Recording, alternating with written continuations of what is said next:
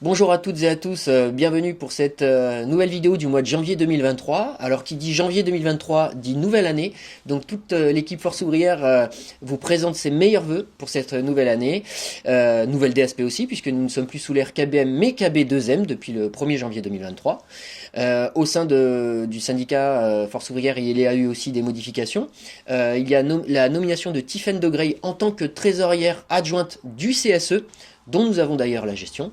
Il y aura l'Assemblée Générale de Force Ouvrière qui se tiendra le 2 mars 2023 et aussi modification au niveau des vidéos puisque comme vous le savez avec Jonathan nous allons sur les divers sites des divers dépôts du réseau, mais nous allons aussi nous rendre un peu plus dans les divers sites intermodaux comme la gare Saint-Jean, Quinconce, Gambetta et les autres. Donc si vous voulez effectuer des interventions au cours de nos vidéos, ce sera avec grand plaisir, n'hésitez pas à venir nous interpeller.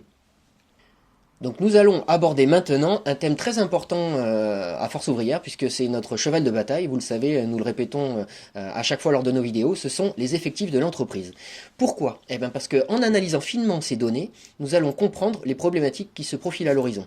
Alors je vais récapituler tous les chiffres de l'entreprise qui concernent le personnel. Donc aujourd'hui, nous comptons 2777 salariés contre 2808 personnes dans l'entreprise en début d'année 2022.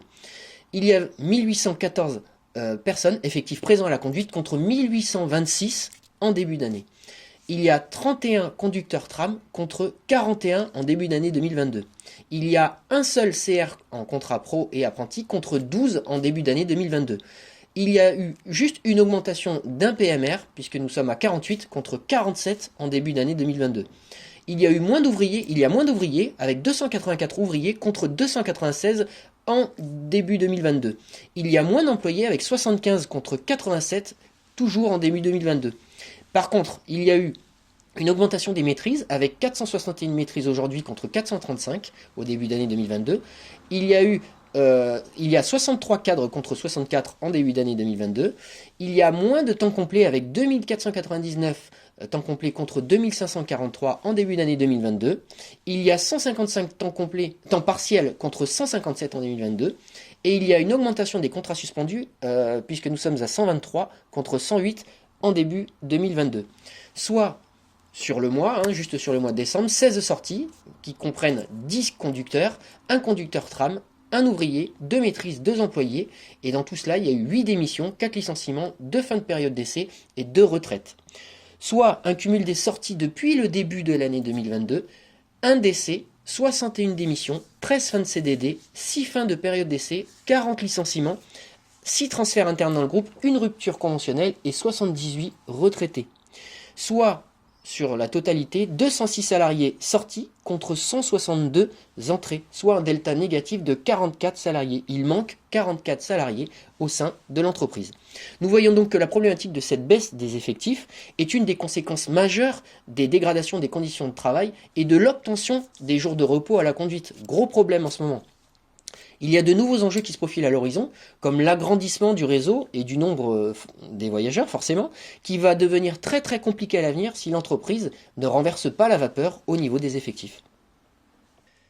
Autre sujet, toute l'équipe Force Ouvrière tenait à vous remercier pour la mobilisation de fin d'année concernant la NAO, puisque plus de 3/4% du personnel était présent à cette manifestation, à ces mobilisations de décembre 2022. Alors ça a débouché sur la signature de l'accord NAO, avec comme effet au 1er janvier 2023 une augmentation de plus de 3,5% des salaires, et au 1er juillet 2023 1,5% supplémentaire.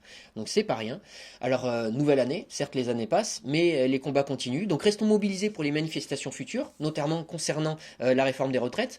Par exemple, celle du 19 janvier 2023, nous étions environ 35% du personnel, ce qui n'est vraiment pas mal, mais nous espérons cependant bien plus à celle qui arrive, puisque nous avons fait un appel à la grève contre la réforme des retraites pour le 31 janvier 2023. Donc c'est important de représenter notre entreprise sur cette manifestation, et nous comptons donc sur votre présence à cet événement. Avant-dernier sujet de cette vidéo, nous avons été reçus par la direction le 18 janvier 2023 en compagnie de la directrice technique de l'entreprise, Madame Chandelier, concernant l'utilisation du rail route pour le dépannage des rames de tram en panne sur notre réseau. Alors, il y a une grosse problématique à ce sujet sécuritaire qui concerne les équipes du dépannage tram se situant majoritairement sur le dépôt Bastide. Lorsqu'ils utilisent des Unimog ou rail route, notamment le fait qu'il n'existe pas de procédure de remorquage-poussage, que les Unimog manquent d'adhérence lors de conditions climatiques défavorables, ou encore que le fonctionnement des commandes de desserrage des freins de la rame se fasse complètement différemment suivant les rail routes utilisés lorsqu'ils branchent le câble électrique à l'Unimog. C'est donc un gros dossier, car ces équipes évoluent dans ces conditions dégradées depuis de trop nombreuses années, et certaines problématiques datent même depuis la mise en place du tram, donc depuis 2003. Et la direction, qui a pris conscience de cette situation grâce à notre travail, doit revenir vers nous afin d'apporter des solutions. Donc nous vous tiendrons au courant des avancées sur ce sujet.